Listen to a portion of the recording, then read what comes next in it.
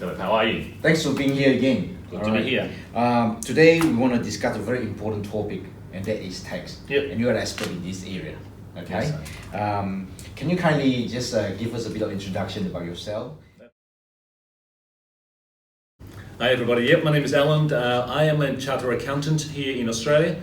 22 years being an accountant. The first 10 years working in the big four firms such as PricewaterhouseCoopers and Ernst & Young. And the last 10 years I actually started my own firm servicing large and medium-sized businesses and also high net worth individuals. Address capital gain tax. Is there a capital gain tax in Australia when it comes to investing in property? Well, yes, there is in a way. Now, broadly speaking, is that when you ultimately sell the property, the price when you sell and the price when you buy, the difference between the two, to the extent that you made a gain, which mostly will be the case, would be taxable. Yep. Now, the price when you sell is easy because that will be the contract price. Now, normally we spend a lot of time dealing with the cost. We want to maximize the cost, so you pay as little tax as possible. So the typical cost will involve the actual cost of purchasing the property, the cost of the stamp duty, the cost of the lawyers.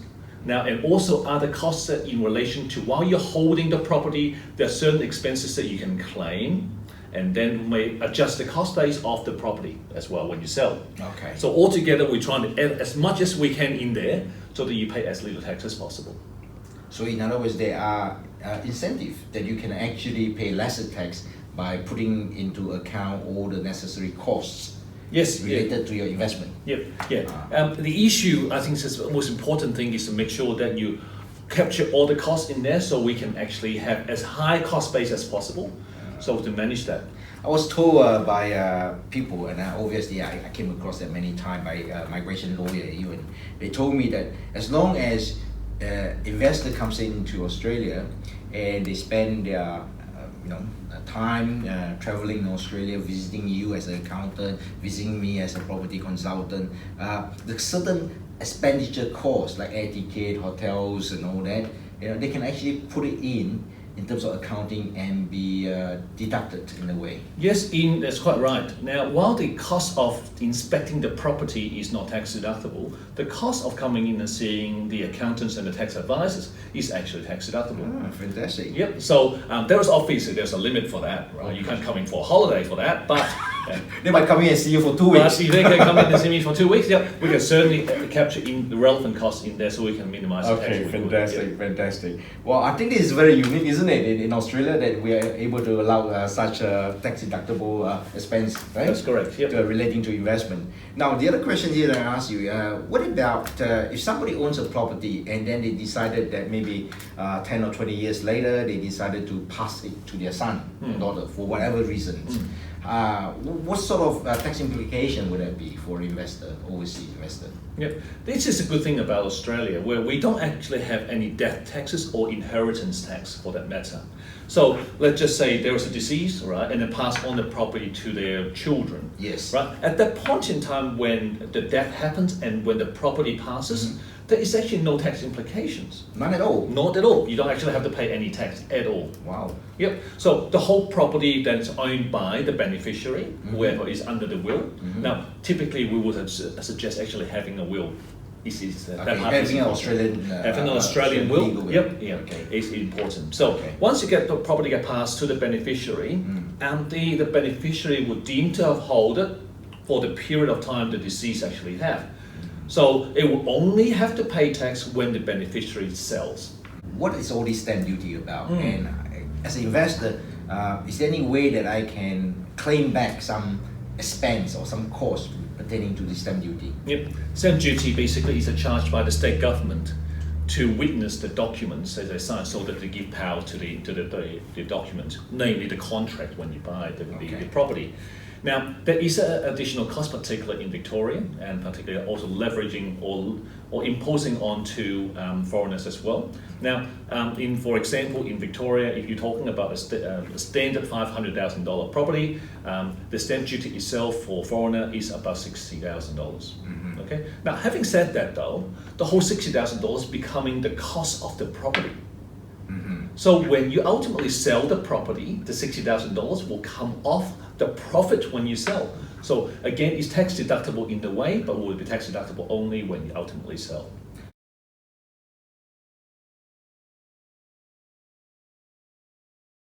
You made a profit, taken into account of the stamp duty, which is part of the cost you pay for it, taken into account of the purchase price. There are also other costs as well in itself as well, so you can claim a tax deduction when you sell, like legal fees, like land registry fees, all those fees. That's why we would like to capture them all. Even insurance for the house, insurance even body better. corporate fees. Yep, those you can even claim that during agent fees. Agent fees. Yep, you can for the body corporate fees. Okay.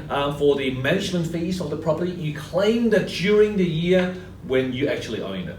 Yep. The capital cost of purchasing it, for example, the legal cost, the stamp duty and the like, those would you claim them at the end when you sell. Okay. So none of those costs that you paid for is lost. So in other words, you're saying that all the running costs to upkeep the property investment is claimable. Absolutely. That's number one. Number two, the bigger ticket of the cost that is claimable is when you exit and when you sell the property. Correct. And when you realize your capital gain. Correct. Then from there, you consolidate Correct. the so-called necessary amount, Correct. like what you mentioned, stamp duty and all that, which are the bigger part of the amount, and that will subject to the further deduction of your taxes. Yeah, that will reduce your tax you need to pay when you ultimately sell. And most probably people will have to pay, isn't it? Because profit. It is at the end of the day, but you would like to pay as little tax as you could when you exit. Okay. Yep. So does it make sense to get myself organized with a tax advisor like you at an early stage, or if it's so, which is the stage that I should come in and say, Alan, can you sign me up as one of your clients? Can you look after my bookkeeping? Yep. When is a good time? We would normally suggest that once you sign the contract. Yep. So we would like to have a copy of the contract. Yeah. Now, and then the next point in time is when you do settlement.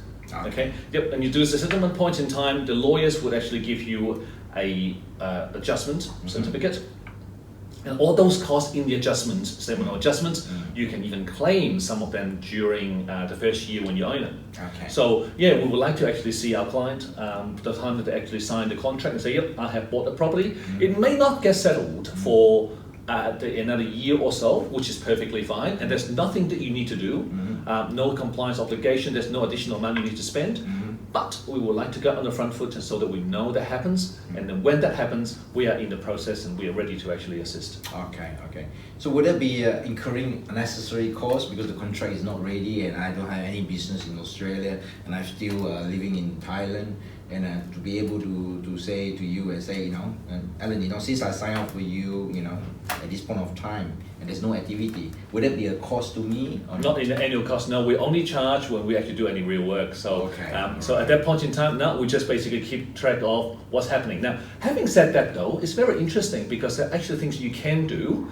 but we won't typically charge. Is to get yourself registered with the tax office in here.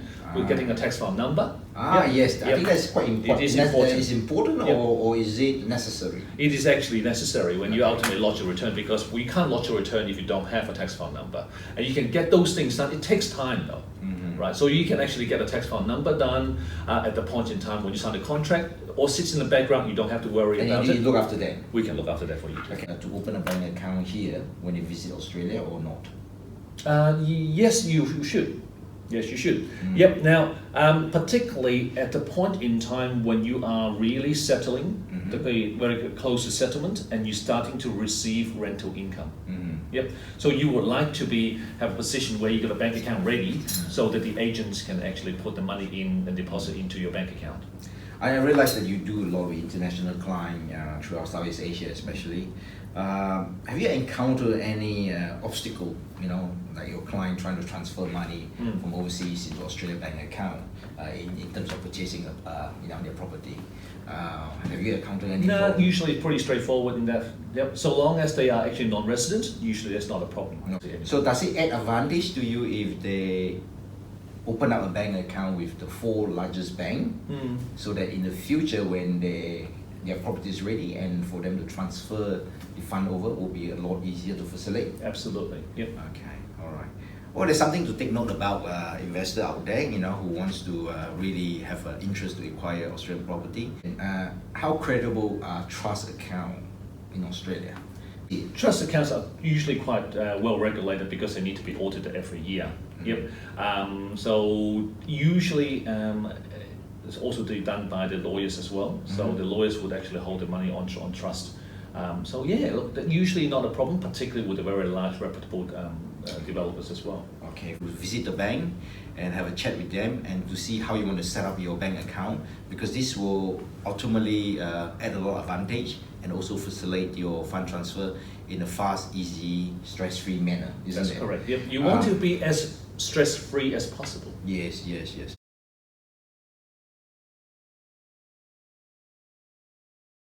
How can I get on with your service? That's number one. Number two, what kind of course would I be looking at to upkeep my account with you? Yep. Lodging tax requirements in Australia, most investors will only have to lodge one income tax return per year in relation to their properties.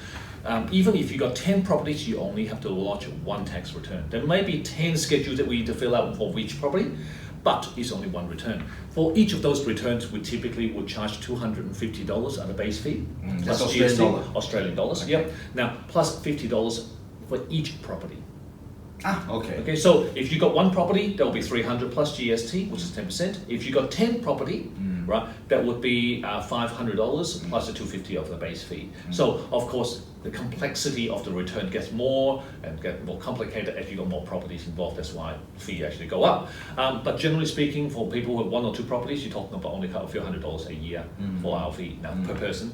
Alan has given us a very good insight onto a little bit of complexity, but make it simply very easy to understand, I would say, and I'm thrilled with that explanation. Then discuss with him pertaining your interest, and then from there we can take it on, and we're here to, of course, to service you for long-term gain, and hopefully you will have a fantastic assets building process in Australia.